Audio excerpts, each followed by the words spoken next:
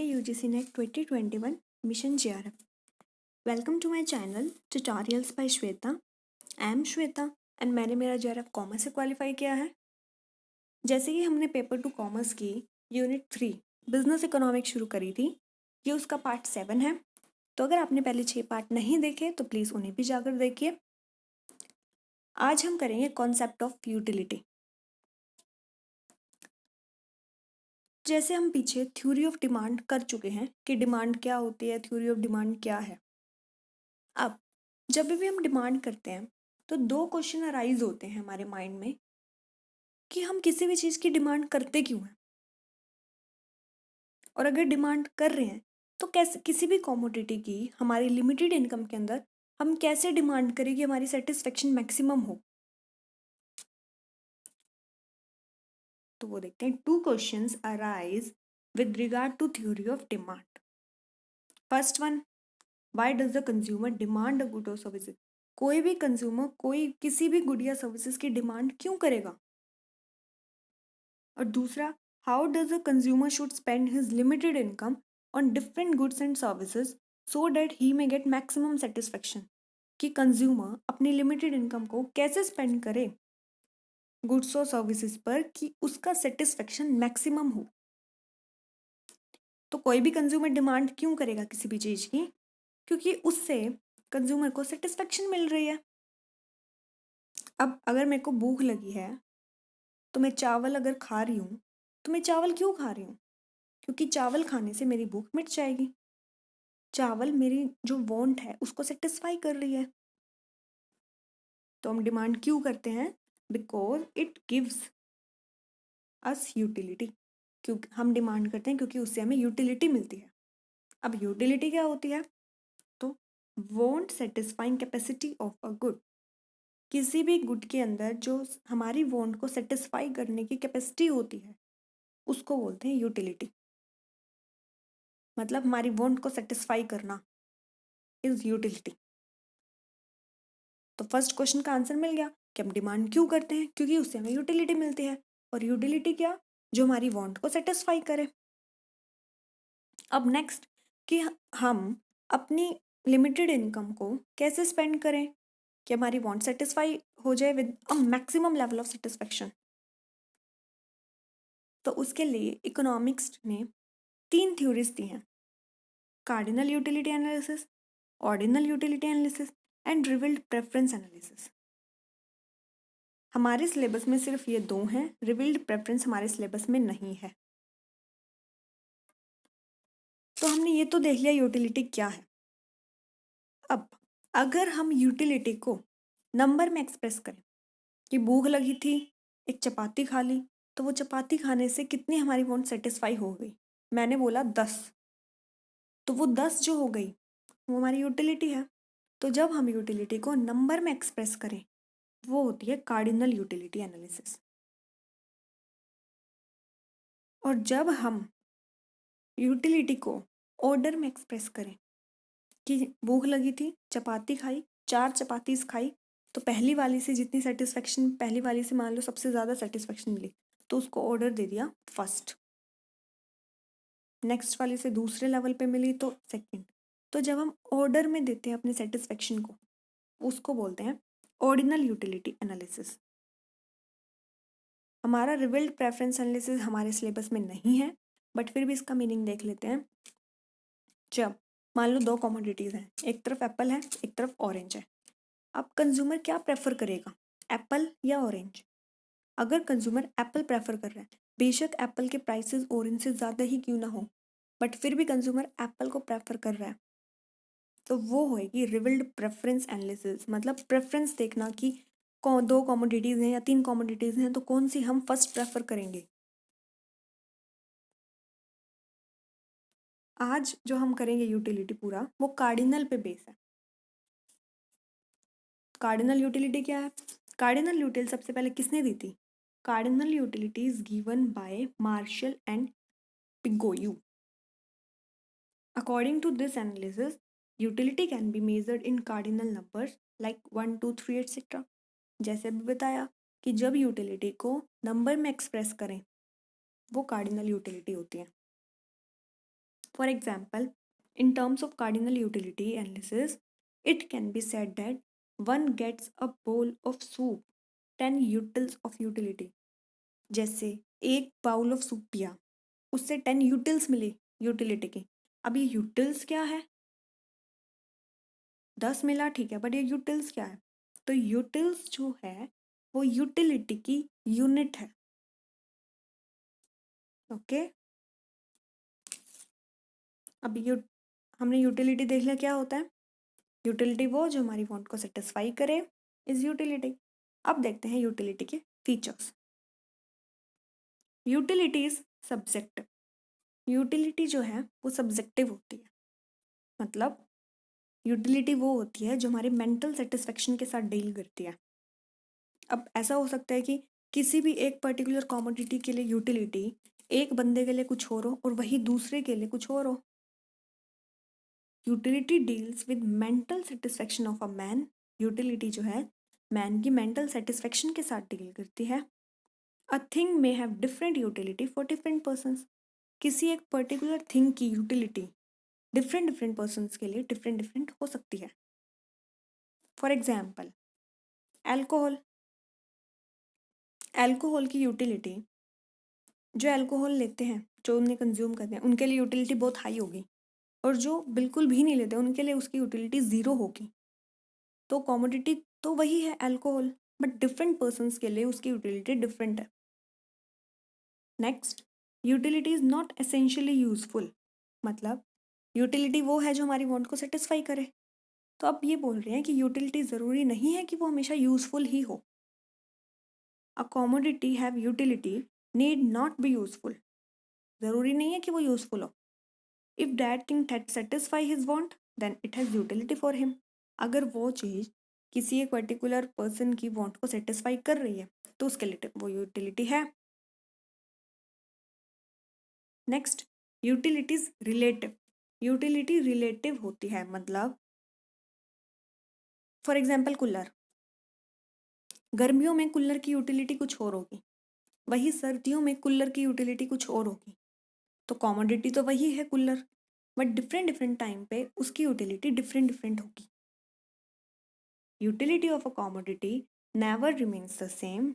जो यूटिलिटी होती है कॉमोडिटी की वो कभी सेम नहीं रहती, वो हमेशा टाइम और प्लेस के साथ वेरी करती है। It varies with time and place. Next, utility is independent of morality. Utility has nothing to do with morality. Utility का मोरालिटी के साथ कोई लेना देना नहीं है।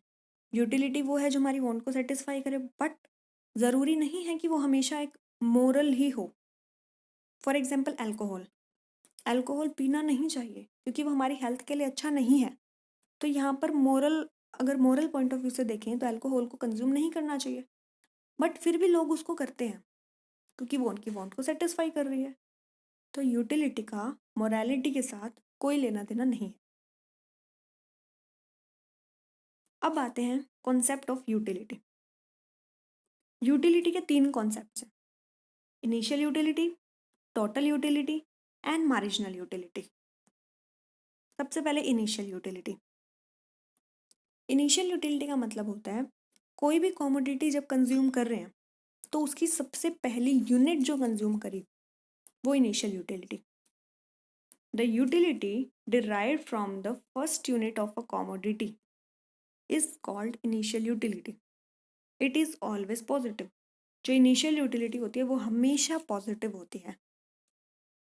जैसे भूख लगी, चपाती खाई, तो जब चपाती की सबसे पहली बाइट ली, या अगर कंप्लीट चपाती को देखें तो जो पहली चपाती है उससे हमको कितनी सेटिस्फेक्शन मिल रही है, उससे हमें कितनी यूटिलिटी मिल रही है, इस इनिशियल यूटिलिटी, और ये हमेशा पॉजिटिव होगी। Next, total utility. तो the total of utilities obtained from the consumption of different units of a commodity is called total utility। मतलब जब एक कॉमोडिटी की डिफरेंट डिफरेंट यूनिट्स कंज्यूम करी तो उन डिफरेंट डिफरेंट यूनिट से हमें कितनी सेटिस्फेक्शन मिली, कितनी यूटिलिटी मिली, उन सब का total is total utility. It is a function of quantity of a commodity consume. जो टोटल यूटिलिटी होती है वो फंक्शन होती है quantity of a commodity consumed की। फॉर एग्जाम्पल, किसी कंज्यूमर ने 10 रसगुल्ले खाए, पहले रसगुल्ला खाया, उससे उसको यूटिलिटी मिली फॉर एग्जाम्पल 10। नेक्स्ट खाया, उससे उसको यूटिलिटी मिली फॉर एग्जाम्पल 8। तो ऐसे कर करके 10 रसगुल्ले तक उसको कितनी यूटिलिटी मिली, उन सबका वो टोटल कर देंगे तो होगी total utility. Next, marginal utility, the change that take place in the total utility by the consumption of an additional unit of a commodity is called marginal utility। मतलब जब हमने किसी कॉमोडिटी की एक एडिशनल यूनिट कंज्यूम करी, उस additional unit को consume करने पर टोटल यूटिलिटी पर जो फर्क पड़ा वो मार्जिनल यूटिलिटी। वो चेंज जो टोटल यूटिलिटी पर पड़ा एक एडिशनल यूनिट कंज्यूम करने पर इज मार्जिनल यूटिलिटी। और मार्जिनल यूटिलिटी को एडिशनल यूटिलिटी भी बोलते हैं। The marginal utility is the increase in total utility which results from a unit increase in consumption. Marginal utility का मतलब है कि टोटल यूटिलिटी में इंक्रीज होना जब हमने एक यूनिट बढ़ा दी। और मार्जिनल यूटिलिटी का फॉर्मूला क्या होता है? Marginal utility of n equal to total utility of n minus total utility of previous वाला। जैसे मार्जिनल यूटिलिटी अगर निकाल रहे हैं, टोटल यूटिलिटी मान लो पहले थी 10, ओके, अब हो गई टोटल यूटिलिटी। अब हमने जो पहले प्रीवियस वाली थी उसकी टोटल यूटिलिटी थी 8, तो मार्जिनल यूटिलिटी कितनी हो गई? 2। मतलब एक एडिशनल यूनिट कंज्यूम करने पर हमको 2 यूनिट्स ज़्यादा हो रही है। This is marginal utility. Next, marginal utility अब 3 टाइप की होती है, पॉजिटिव, ज़ीरो एंड नेगेटिव। अब हमने ये तो देख लिया मार्जिनल यूटिलिटी का मतलब होता है एक एडिशनल यूनिट कंज्यूम करी, उससे जो भी यूटिलिटी मिली वो मार्जिनल यूटिलिटी। अब ऐसा भी तो हो सकता है कि वो हमने ये पढ़ा था कि टोटल यूटिलिटी के ऊपर जो इफेक्ट करे, वैसा हो सकता है टोटल यूटिलिटी के ऊपर वो पॉजिटिव वे में इफेक्ट करी है कि टोटल यूटिलिटी बढ़ गई है एक एडिशनल यूनिट कंज्यूम करने से। और ऐसा भी हो सकता है कि टोटल यूटिलिटी जब हमने एक एडिशनल यूनिट कंज्यूम करी उस पर कोई फ़र्क ही नहीं पड़ा, वो वही की वही है। और ऐसा भी हो सकता है कि जब हमने एक एडिशनल यूनिट कंज्यूम करी तो टोटल यूटिलिटी हमारी कम हो गई पहले से भी, तो वो देखना है। सबसे पहले positive marginal utility. If by consuming additional unit of a commodity total utility goes on increasing, जब एडिशनल यूनिट को कंज्यूम करने पर टोटल यूटिलिटी इंक्रीज हो जाए, then marginal utility of these unit will be positive. तो marginal utility जो होगी उनकी पॉजिटिव होगी। Zero marginal utility, if the consumption of an additional unit of a commodity causes no change in total utility, जब एक additional unit को consume करने पर टोटल यूटिलिटी पर कोई चेंज नहीं हुआ, वो जीरो मार्जिनल यूटिलिटी।